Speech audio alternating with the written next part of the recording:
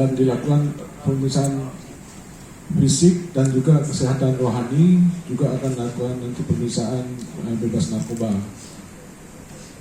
Lanjut setelah pemeriksaan kesehatan adalah kita akan melakukan uji mampu baca Al-Quran.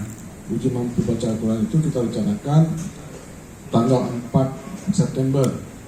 Tadi kita sudah melakukan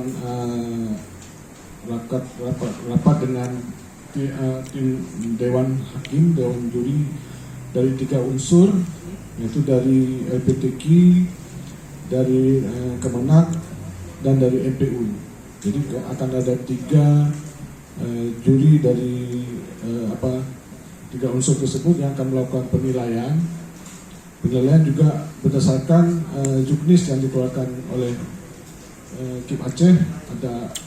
Nanti ada aspek penilaiannya, juga ada tempat kita lakukan di Masjid Agung. Kita rencanakan mulai jam 10 tanggal 4.